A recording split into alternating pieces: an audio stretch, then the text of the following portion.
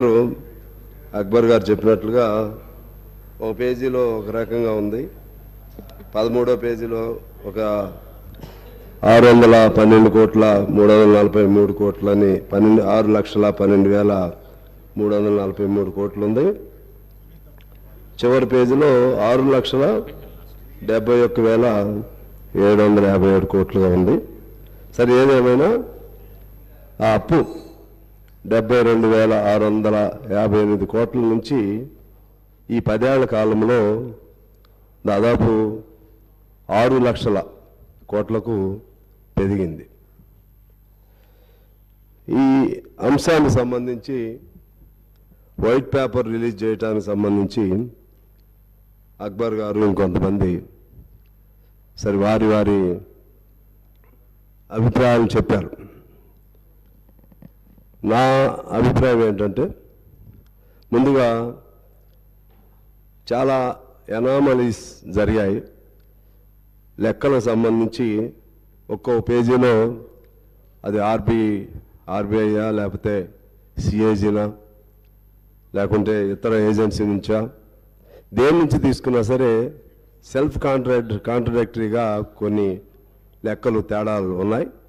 భవిష్యత్తులో ఇటువంటి important white పేపర్ని ఈ ఆగస్టు సభ ముందు పెట్టేటప్పుడు మరిన్ని జాగ్రత్తలు తీసుకోవాల్సిన అవసరం ఉంది. అధికారులు కూడా సరే మనం ఎంత దాన్ని సెల్ఫ్ సపోర్టివ్గా చెప్పుకున్నప్పుడు కూడా ఇటువంటి తప్పులు చేయటం వల్ల దాని ఇంపార్టెన్స్ ఈ శ్వేతపత్రం ప్రవేశపెట్టిన దాని వెనుకున్నటువంటి గొప్ప ప్రాముఖ్యతను కోల్పోయే ప్రమాదం ఉంటుంది. అందువల్ల దయచేసి భవిష్యత్తులో ఆ జాగ్రత్తలు తీసుకోవాలని కోరుతా ఉన్నాను. రెండో అభిప్రాయం ఏంటంటే, ఇక్కడ ఈ శ్వేతపత్రం ప్రవేశపెట్టడం వలన మన రాష్ట్ర గౌరవం దెబ్బతింటుందని, రాష్ట్రంలో ఉన్నటువంటి లోపాలు లేకపోతే ఆర్థిక బలహీనతలు బయటకు వస్తాయని, తద్వారా దేశంలో ఇతర రాష్ట్రాల ముందు పలచనవుతామని, లేకుంటే రిజర్వ్ బ్యాంక్ దగ్గర నుంచో లేకపోతే ఇంకా ఇతర వచ్చే రుణాలు తగ్గిపోతాయని, లేకపోతే మన పెద్ద పెద్ద ఇండస్ట్రియలిస్ట్స్ వాడు రాలేరేమోనని ఇటువంటి అనేక అభిప్రాయాల నుండి అపోహల నుండి వ్యక్తం చేశారు. నాకు తెలిసి అది ఎవరైనా సరే శ్వేతపత్రం అనేది ఈ ప్రభుత్వమే కాదు, అనేక సాంప్రదాయాలు ఉన్నాయి. మన రాష్ట్రంలో ఏం జరుగుతుందనేది స్పష్టంగా తెలంగాణ ప్రజలందరికీ కూడా తెలవటం మంచిది. ఎవరిది గత ప్రభుత్వం తప్పు లేదనుకోండి, వాళ్ళు కూడా సపోర్టివ్గా ఇది మా తప్పు లేదని రుజువు చేసుకోవచ్చు. ఒకవేళ తప్పు ఉన్నా సరే నిర్వహణలో లోపాలు జరిగినాయి అనుకోండి, నిర్వహణలో లోపాలు భవిష్యత్తులో జరగకుండా చేసుకోవచ్చు.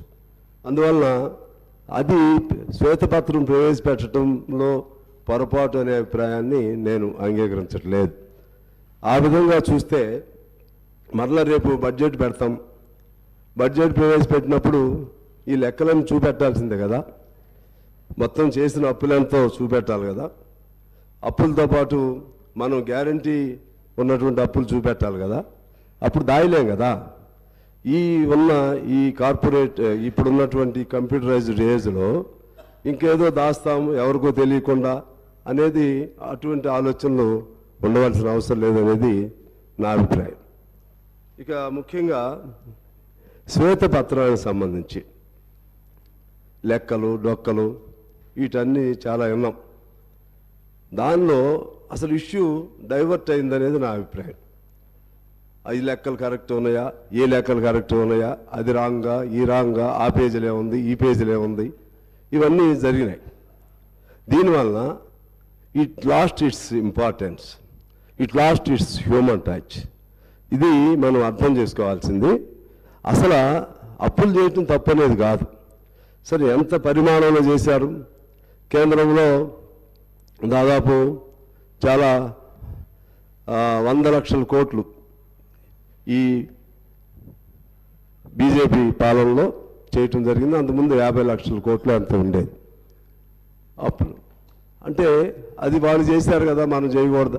ఎవరు చేసినా తప్పని నేను ఆర్జోలకి వెళ్ళట్లేదు. చేసిన అప్పులు దేనికి ఖర్చు పెట్టారు, చేసినటువంటి అప్పులు ఏ ప్రయోజనాలని సాధించడానికి ఉపయోగించారు. అది ఏ ప్రభుత్వమైనా మనది చట్టం ఒకటి, మన భారతదేశ వ్యవస్థ, మన రాష్ట్రాల్లో ఉన్నటువంటి పరిపాలన వ్యవస్థ ఎలా అయిందంటే ఒక మోసపోసిన పద్ధతుల్లో. ఇప్పుడు బీఆర్ఎస్ చేసిందే కాదు, రేపు కాంగ్రెస్ కూడా అదే పద్ధతిలో ఇదే అప్పులు చేస్తుంది, మళ్ళీ ఈ పద్ధతుల్లోనే ఖర్చు చేస్తుంది. కాకపోతే మేము ట్రాన్స్పరెంట్గా ఉండామని వాళ్ళు చెప్పుకోవచ్చాము, వాళ్ళు తప్పులు చేశారని చెప్పవచ్చు. కానీ నా పాయింట్ ఆఫ్ వ్యూ ఏంటంటే ఈ system it self is a wrong. So always any budget, any expenditure must be human centric. Human touch must be involved in any expenditure. ఇవాళ మనం తీసుకుంటే చాలా ఖర్చు పెట్టాం, చాలా ప్రాజెక్టులు కట్టాం. కానీ ఈ రాష్ట్రంలో దేశ లెక్కలు వేరే ఉన్నాయి. దానిలో భాగంగా తీస్తే మన హ్యూమన్ ఇండెక్స్ ఎక్కడున్నాం అంటే ఆకలి సూచికలో ఎక్కడున్నాం. దేశంగా చూస్తే 101వ స్థానంలో ఉన్నాం. Part of our country we to maybe stood at that level. ఉద్యోగాలు చూస్తే ఎన్ని ఉన్నాయి, తిండి లేని వాళ్ళు ఎంతమంది ఉన్నారు, పౌష్టికాహారం లేని వాళ్ళు ఎంతమంది ఉన్నారు, అదేవిధంగా చాలని జీతాలతో బతుకుతున్న వాళ్ళు ఎంతమంది ఉన్నారు, ఇవన్నీ చూడాలి కదా సార్. ఇవేమీ లేకుండా ఆ ఇరిగేషన్ ప్రాజెక్ట్ కట్టాం, లేకపోతే చార్మినార్ నిర్మించాం, తాజ్మహల్ నిర్మించాం, ఇంకేదో కట్టాం.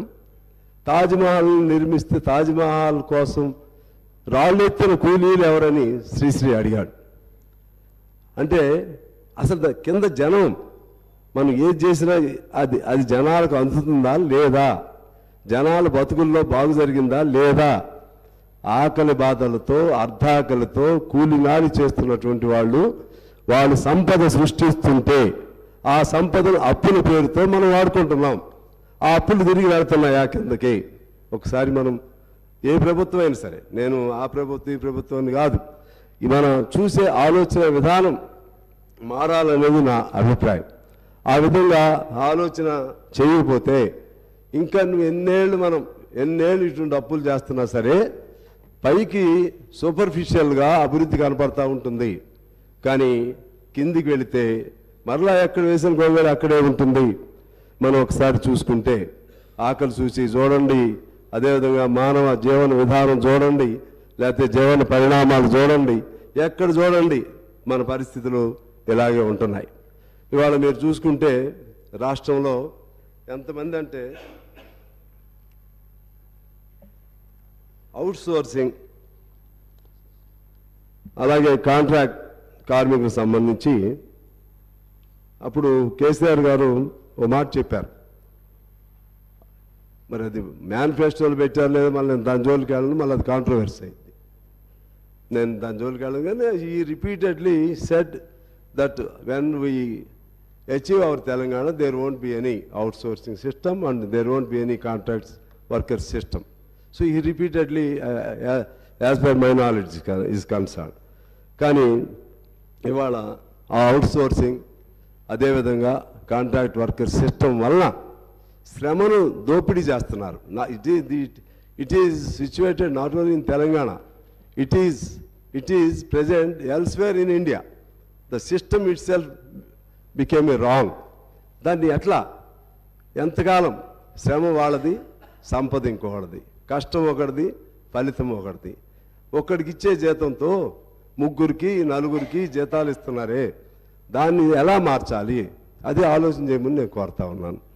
ఆ క్రమంలోనే మీరు తీసుకుంటే చాలామంది, కొన్ని లక్షల మంది ఆ విధంగా ఉన్నారు. అలాగే పిల్లలు పౌష్టికాహారం లోపంతో ఇప్పటికీ అనేక మంది మరణిస్తున్నారు. అర్ధాకలతో అనేక మంది ఉండటమే కాదు, నేను నిన్న మా కొత్తగూడెంలో చూశాను. పేమెంట్ల మీద పడుకున్న వాళ్ళు మొత్తం ఊరికే ఒక బస్ స్టాండ్ సెంటర్లో చూస్తే చలిలో దాదాపు 15-20 మంది వీడి దుప్పట్లు కూడా సరిగ్గా లేకుండా పడుకున్న వాళ్ళని చూశాను నేను. ఇలా లెక్క తీస్తే ఈ రాష్ట్రంలో తిండి లేక, లేకపోతే ఇంటి గూడు లేక, చలిలో వర్షంలో తడుస్తూ చలిలో వణుకుతూ ఎంతమంది ఉన్నారో ఒకసారి లెక్క తీయాలి. అదేవిధంగా గ్రామాల్లోకి వెళితే సొంత ఇల్లు లేని వాళ్ళు ఎంతమంది ఉన్నారో లెక్క తీయాలి. గ్రామాల్లోకి వెళితే చేసిన పనికి తగిన జీతం లేక తగిన కూలీ లేక పని చేయటానికి పని దొరక్క ఎంతమంది ఉన్నారో చూడాలి. ప్రాజెక్టులు కట్టాం, కాళేశ్వరం ప్రాజెక్టు కట్టొచ్చు, లేకపోతే ప్రాణహిత చేవెళ్ళ అనొచ్చు, లేకపోతే పాలమూరు రంగారెడ్డి అనొచ్చు, మా సీతారాం ప్రాజెక్టు అనొచ్చు. కానీ ఇన్ని ప్రాజెక్టులు కట్టితే డబ్బులన్నీ ఒక చోటకే మనం ఫోకస్ అవుతుంటే మరి మిగిలిన వాళ్ళకి ఎప్పుడు వాళ్ళ షేర్ వాళ్ళకి ఎప్పుడు వస్తుంది? మొత్తంగా చూస్తే యాజ్ ఏ హోల్ డెవలప్మెంట్ ఇండెక్స్లో పెరగొచ్చు మనం, పెర్ క్యాపిటల్ ఇన్కమ్ పెరగొచ్చు మనం, అలాగే ఎస్జిడిపిలో మనం రేటింగ్ బాగానే ఉండొచ్చు. కానీ అల్టిమేట్గా కిందకి ఎప్పుడు వెళ్తుంది? కిందకి వెళ్ళాల్సిన trickle down theory, trickle down, a famous economist proposed that trickle down theory. It has been a total failure.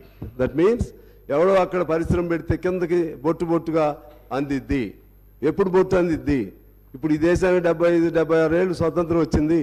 ఇంకా నేను అనేది ఓవరాల్గా చెప్తున్నాను. ఇక్కడ మీరు దీనికి సంబంధించి చెప్పాలని అనొచ్చాము ఒకళ్ళిద్దరు. దీనికి సంబంధించి రిలేటెడే ఇన్ని అప్పులు అవుతున్నాయి, ఇన్ని లక్షల కోట్లు అప్పులు అవుతున్నాయి, ఈ లక్షల కోట్లు ఎటుపోతున్నాయి అనేది మా పాయింట్. ఈ డబ్బంతా ఎటుపోతుంది అంటే ఒకడు కష్టపడితే ఇంకోడు సుఖంగా ఉంటాడా? ఇవాళ చాలా లెక్కలు చెప్పిన తర్వాత చెప్తాను నేను దానికి సంబంధించి.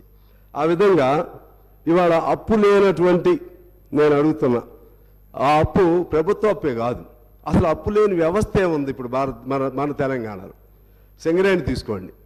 సింగరేణి ఒకనాడు చాలా గొప్ప సంపన్నవంతమైనటువంటి సంస్థ సింగరేణి. అది ప్రభుత్వానికి సంబంధం లేదని అనొచ్చు, కార్పొరేషన్ కాబట్టి వాళ్ళ అప్పులు వాళ్ళు అనొచ్చు. కానీ సింగరేణిలో ఆదాయం అంతా ప్రభుత్వానికి వస్తున్నాయి. సింగరేణిలో సంపాదించిన డబ్బులన్నీ ఈ 10 ఏళ్ల కాలంలో అది సిఎస్ఆర్ పాలసీయా డిఎంఎఫ్టి పేరుతోనూ ప్రభుత్వమే తీసుకుంటుంది. కనకదుర్గమ్మ ముక్కుపుడకు కూడా ఈ డబ్బులే పోయినాయి, మా డబ్బులే, సింగరేణి డబ్బులు పోయినాయి. అలా అనేక చోట్ల చేపల పిల్లలు వేయాలన్నా, చెరువులు కట్టాలన్నా, లేకపోతే ఇంకోటైనా సిఎస్ఆర్ పేరుతో సింగరేణి మొత్తం ఇవాళ దివాళా తీసింది. మామూలు దివాళా కాదు, జీతాలు కూడా సింగరేణి వాళ్ళు బ్యాంకుల్లో అప్పులు తీసుకున్న దుస్థితి ఎప్పుడు లేదు. మొన్న మంత్రి గారు రివ్యూ పెట్టారు. అక్కడ రివ్యూ పెడితే అవుట్ సోర్సింగ్ దాదాపు ఇంతకుముందు మా కేసీఆర్ గారు ఆ రోజుల్లో 119,120,000 కార్మికులు ఉండేవాళ్ళు సార్ సింగరేణి. ఇవాళ సింగరేణిలో అప్పుడు మన తెలంగాణ వచ్చేటప్పటికి దాదాపు 60,000 మంది కార్మికులు ఉన్నారు. మన పెద్దలు కేసీఆర్ గారు చెప్పారు, 1,00,000 మందితో సింగరేణులు కళకళలాడతాయి, కొత్త మైన్స్ తీసుకొస్తాం. ఈ డబ్బులు కొత్త మైన్స్ మీద ఎంత ఖర్చు పెట్టారు? ఒక్క మైన్ ఎందుకు రాలేదు? 60,000 మంది సింగరేణి కార్మికులు ఇవాళ 39,000 మందికి ఎందుకు దిగిపోయారు? అది అనేది ఒక కేసీఆర్ గారు లేకపోతే ఆ పాత ప్రభుత్వాన్ని కాదు, మొత్తం వ్యవస్థ మన ప్రయారిటీస్లో తేడా రావటం వల్ల అది ఉపయోగం జరగట్లేదు అనేది నా పాయింట్. ఇవాళ దాదాపు పర్మనెంట్ కార్మికులు ఎంతమంది ఉన్నారు? సింగరేణి కార్మికులు అంతమంది ఉన్నారు. జీతాలు బ్యాంకుల్లో తీసుకొస్తున్నారు. అది సింగరేణి ఆ విధంగా పేపర్ మీద మాత్రం ఉంటుంది, డిపాజిట్స్ ఉన్నాయి, ఆస్తులు ఉన్నాయి, లెక్కలన్నీ ఉన్నాయి. మరి జీతాలు ఎందుకు అప్పులు తీసుకురావాలి బ్యాంకుల్లో? సింగరేణి అవుట్, ఆర్టీసీ అవుట్, మన పవర్ సెక్టార్ అవుట్. ఇట్లా ఇందాక ఉత్తమ్ గారు చెప్పారు, అది మన సివిల్ సప్లైస్ అది అవుట్. అన్ని అప్పులే, అన్ని కార్పొరేషన్లు అప్పులే. అది గవర్నమెంట్ సంబంధం లేదన్న పాయింట్ అది కాదు. అవన్నీ కూడా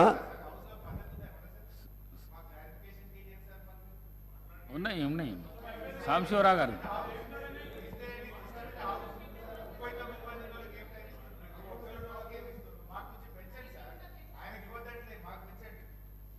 నేను మాట్లాడితే మీకు మంచిదే హరీష్ రావు గారు, మాట్లాడిస్తే మీకు మంచిదే సార్. సాంశివరావు గారు ఓకే, మీరు విడిగా మాట్లాడుకోండి సార్. నేను మాట్లాడేటప్పుడు ప్రతిసారి మీకు మీరు హరీష్ రావు గారు, సాంశివరావు గారు ముగించండి దయచేసి ప్లీజ్. నేను మాట్లాడేటప్పుడు మీకు అభ్యంతరం ఎందుకు? నేనేమన్నాను మిమ్మల్ని? నేను I am in the interest of the state, I am in the interest of just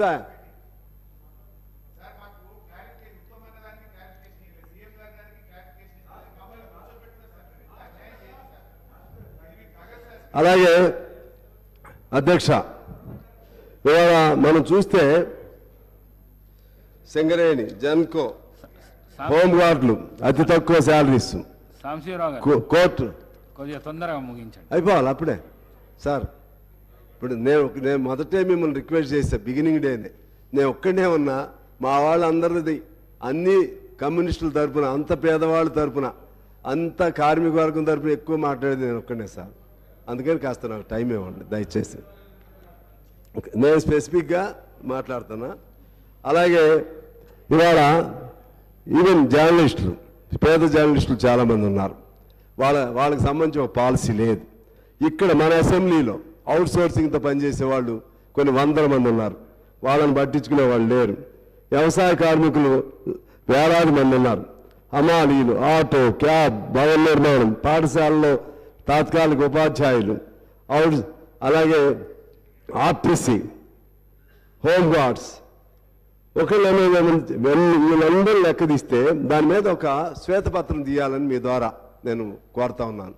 హమాలీలు కానీ, అసంఘటిత రంగం కానీ, ఇటువంటి క్యాబ్ డ్రైవర్లు కానీ, వాళ్ళ బతుకులు బాగు చేయగలిగితే తెలంగాణ బాగవుతుంది అనేది నా అభిప్రాయం. ఈ పెట్టే అప్పుల్లో కొంత వాళ్ళకి కంట్రిబ్యూట్ చేస్తే వాళ్ళ బతుకులు బాగవుతాయనేది నేను కోరుకుంటూ ఉన్నాను. అలాగే ఆశ, గ్రామ పంచాయతీ, అంగన్వాడీ, మున్సిపల్, ఇటువంటి వాళ్ళందరూ ఒకవేళ మధ్యాహ్న భోజనం వాళ్ళకి సార్ నెలకు 1000 రూపాయలు జీతమా మధ్యాహ్న భోజనం, మిగిలిన వాళ్ళకి 6000 నుంచి 9000 రూపాయలు నెల జీతమా, కొంతమందికి 13,000 రూపాయలు నెల జీతమా, మరి కొంతమందికి 7,500 నెల జీతమా. వాళ్ళందరూ కష్టపడుతూనే ఉన్నారు. వాళ్ళందరూ కష్టపడుతున్నప్పుడు ఆ డబ్బులు వాళ్ళు మాత్రం మనుషులే కదా సార్. మిగిలిన వాళ్ళు ఎలాగో వాళ్ళు కూడా కాకపోతే చదువులను బట్టి, టెక్నికాలిటీస్ని బట్టి కొద్ది వేరియేషన్ ఉండొచ్చు. కానీ వేతనాలు అంతంత తక్కువ చేయటం వల్ల ఆ విధంగా ఈ డబ్బులన్నీ కొద్ది మంది చేతుల్లోనే ఫోకస్ అవుతున్నాయి అనేది మా పాయింట్. శ్రమ అంతా ఇక్కడ నుంచి చేస్తుంటే, వీళ్ళు సృష్టిస్తుంటే ఈ డబ్బులంతా కొద్దిమంది దాని మీద ఫోకస్ అవుతూ ఉన్నాయి. దీని మీద నా అభిప్రాయం ఏంటంటే ఇది ఎక్కడో దీన్ని కల్ప్ చేయాలి, దీన్ని అరెస్ట్ చేయాలంటే ఎలా? అసలు ఈ ఆస్తులు కొద్ది మంది చేతుల్లో ఎంతెంత పెరిగినాయి. పేదవాడిగానే ఉండగా ఒక్కొక్కళ్ళు ఓవర్ నైట్ తెల్లవారేసరికి లక్షల కోట్లు లేకపోతే వేల కోట్లు, 100 కోట్లు ఎలా సంపాదిస్తున్నారు. అందులో రాజకీయ నాయకులు, ప్రధానంగా రాజకీయ రంగంలో ఉన్నటువంటి వాళ్ళు ఇటువంటి అపవాదుల్ని మనం చూస్తూ ఉన్నాం. 100 కోట్లు రాజకీయ నాయకులు సంపాదిస్తున్నారు. ఇంకా కొద్దిగా అటు ఇటుగా పెద్ద ఆఫీసర్స్ సంపాదిస్తున్నారు. ఇంకా కార్పొరేట్ సంస్థలు వాళ్ళు కట్టేదేమో ట్యాక్స్ తక్కువ, బాగా వాళ్ళకి వేల కోట్లు లాభాలు. ఈ విధంగా అసమానతలు, అంతరాలు పెరుగుతూ ఉంటే దీన్ని ఎక్కడ కంట్రోల్ చేయాలో ఆలోచన చేయాల్సిన అవసరం ఉంది. ఈ క్రమంలోనే నేను మీకు ఒక